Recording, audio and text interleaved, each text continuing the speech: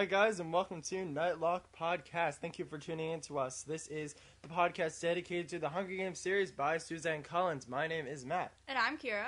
And we are your hosts for this podcast. If you already know us, thank you for rejoining. If you are new to the podcast, we'd like to thank you for listening in to us. So the segments today include our mock and mail segment. We have 5 pen and post stories today. Our Through the Eyes of Katniss Everdeen segment with chapters 12 and 13. My segment, which is Matt's Melodies Music, with a song recommendation.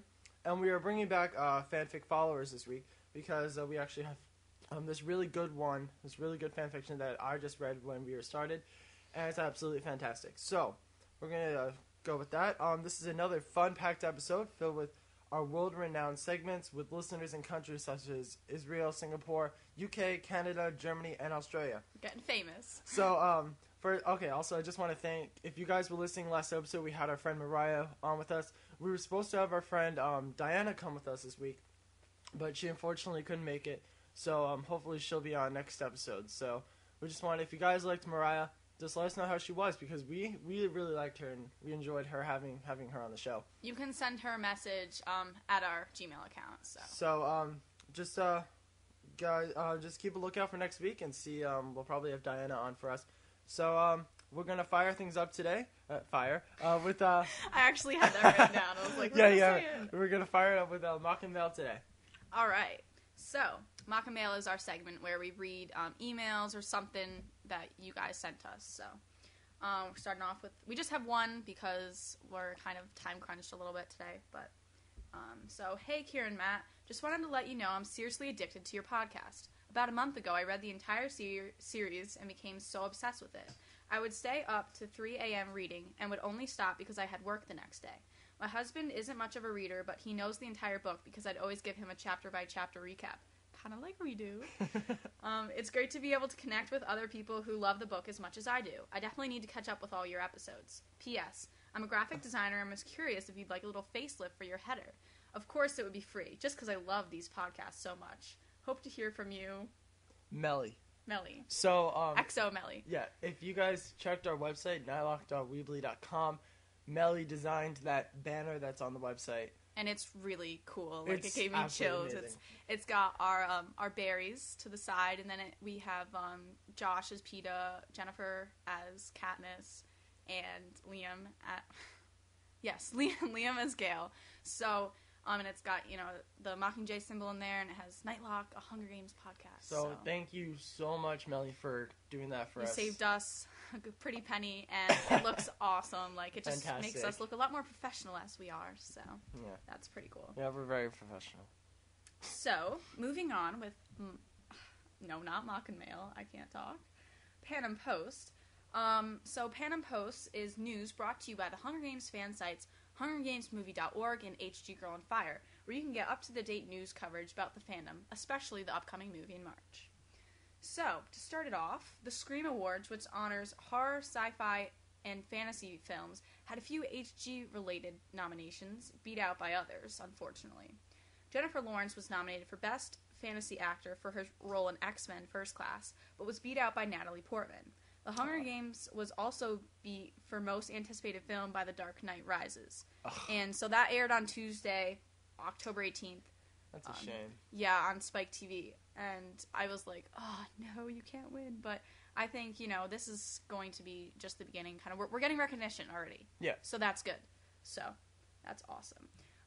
Now, in our Pan and Post, we've talked a lot about the Capital, .pn. And so, something that's similar to that is PanamOctober.com, and I'm sure most of you have heard of it and even been on the site before.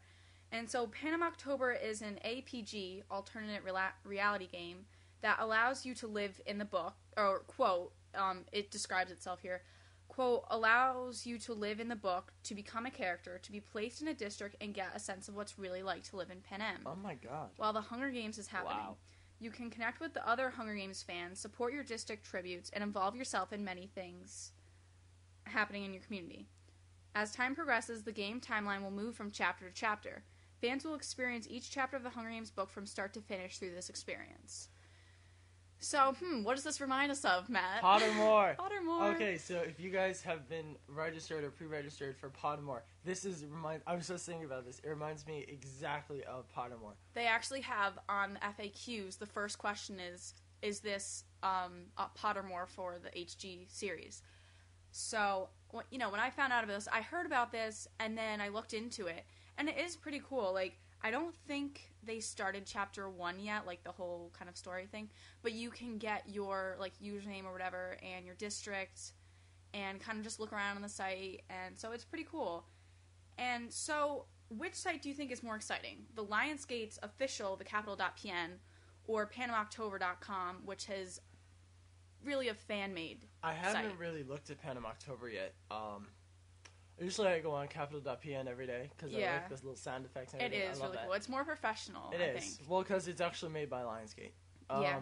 So more money was probably able to put into it. But I'll have to check out Panama October. I have no idea like who their sponsors. I know Sony sponsors Pottermore. Right. And so usually Sony does very good with that kind of stuff. So I'll have to take a look at that. Yeah. Also, if anyone's in District 1, that's my district, so there's only 1,000 of us, like 1,700 of us in District 1. And we'll talk about District 1 a little later today in our fanfic followers segment, but yeah. Why? So... Kato and Clove are in District 1. They are. No? No? No? Glimmer is in District 1. I'm just kidding, guys. Just testing you. Okay, oh my God. so how do you not know that? I got a little confused. It's been a rough day, Matt. It's been a rough day. It's okay. All right. Even though it's only 12, So we'll just keep going. Okay, so in some exciting news, our beloved Mockingjay has won second place in the YALASA Young Adult Library Services Association 2011 Teens Top 10 list as a favorite book. So what beat it out? Clockwork Angel by Cassandra Clare, which I'm still reading, and it's taken me months to get through because I'm working on this podcast. But I love the Mortal Instruments series. I feel like I bring it up every other episode, but it's an awesome series. Matt has to read it, and once he does, that would be great. Yeah. Well, if I have time, I definitely do. So that was just a kind of cool thing. So, in other news, Scholastic UK reveals beautiful covers for the adult editions. So, I know you probably haven't seen the covers. They're for very, what? I just said, the UK reveals beautiful covers for the adult editions. Of the Hunger Games? Of the Hunger Games. Okay. No, I'm talking about Mortal Instruments. Well, we're totally changing the theme of this episode. So what do you think about having so many different covers? What do you think? Well, what's the difference between the adult one and... It's more, obviously we're in the U.S., so our cover is the U.S. edition, but, theirs is just with the bird, just, alone. It doesn't have, the, pin. Yeah, well, no, it might have the pin, but, it's, I feel like the books definitely are, kind of teenage books. Yeah. And are you looking for your book? No, it's alright. Oh, okay. And I feel like the adult books definitely do look more sophisticated and everything, but, I feel like having so many different covers, it kind of makes it, it takes away from the series, because it's not oh, you see one cover and it's oh, that's the Hunger Games, I don't know, there's so many of them, and, Yeah. I mean, because obviously there's different covers for Harry Potter books as well. Yeah, but I feel like there's a British version and then a children's version. I mean, I guess there are a lot of different, because the adult books also, but I feel like it's kind of more iconic if you just have one. It's classic, and I feel like it's better. And it's not they look that childish. I really don't. They look teenage, which is fine. But it can also give the opportunity for Suzanne to come up with different designs that she wouldn't be able to have in the first place. Yeah, I don't think the author I don't think comes up with the designs. I think it's the publisher or whatever. Because when you write a book, you send it in and you see what happens. So which stinks, but okay. Yeah. So so our last news story here, our friend and colleague from HungerGamesMovie.org, Will, posted about the collector's HG edition, which has been released, and quote, "The book has a hard and fairly tough cardboard slipcase. The slipcase has gold Mockingjay embossed prominently on either side. I wish there were more special features, but this is an excellent and swanky looking version to give as a gift during the holidays. It is also great for, as the name suggests, collectors." So Will, you never said if you will buy the book. But, so what about you? Do you think you're gonna get it? Oh, how much is it? That would have been good to include, huh? I'm guessing 20. For just the one book? It's the same thing. It's just the outside that looks different. I feel like it's rip-off. They're just trying to make money off of us. There's nothing different about it. Like, I'm all for, like, the franchise and having, like, everything. But I feel like just having, like, the original 3 books is all I need. Like, obviously, when they come out with the illustrated guide and all that, I'm going to be interested in that because that's different material. But I don't want a book of the same thing, you know? Like, I don't know. I'm trying to process what you're saying. Well, okay. So you just think you don't think the cover would be worth it? Yeah, like it's not that different. It's just like, okay, it's a different cover. Well, you have to understand, like, if someone is a collector, they're going to want it to have it. So it's like it's gonna be a rare type of item. Like, yeah, but it's not rare because it's not it will be once it goes off. Once it goes off sale, I guess it's gonna be worth a lot more. I don't know. I don't know, because it's like, I don't know. So, to read the full article from Will and see images from the newest book, you can visit HungerGamesMovie.org. So. I don't know, we're the official podcast on that website, if you guys weren't listening last week. Yes. And HG Girl on Fire as well. We're affiliates with them, so. Okay. We're getting bigger. We're almost at 4,000 subscribers, guys. Yeah. Just saying that. And we need more reviews on iTunes. Yes, let's try and get to like the 3rd top Hunger Games. That'd be great. Yeah. Or be Anderson's. No, he's like my role model, so it'd be really cool. Like at one point, we were past his podcast, and I was like jumping up and down.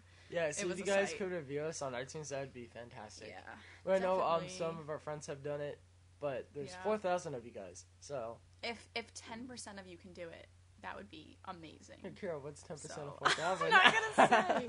What is it, like 40? Yeah, no. Yeah, it's 40. It's 40. Okay. I'm good at math. I'm getting good grades. All right, continue. Okay. So our next segment is Through the Eyes of Katniss Everdeen. And this is our main segment, analyzing the books by chapters. We summarize what happened in the chapter, along with interpretation of the characters within the chapter, foreshadowing future events, and our thoughts, questions, and comments. We also bring up some speculation. Last episode, we discussed chapters 10 and 11, which were jam-packed and probably some of the best chapters of the book. So today, we will continue with chapters 12 and 13, which are a little more low-key, but all the same, they're awesome chapters. So this would be your cue. It's 400. Oh, is it 4? I knew that. All right, we're not right, because 10% of, like, 400 would be 4, right, okay. Just stop talking. All right, so we're going to move on to... Chapter 12, Matthew. Chapter 12. So, first off, we ended Chapter 11 with Katniss discovering that Peeta has joined the careers, which are Districts 1, 2, and 4. Are we going to say this every episode yes, now? Yes, because we need to get it right. So, Katniss practically, you know how she's in the sleeping bag in the tree, and she belted it in on that 3rd loop, as Mariah said. And so, she practically falls out of the tree, because she's in complete shock that he's doing this. And so while she's hanging there,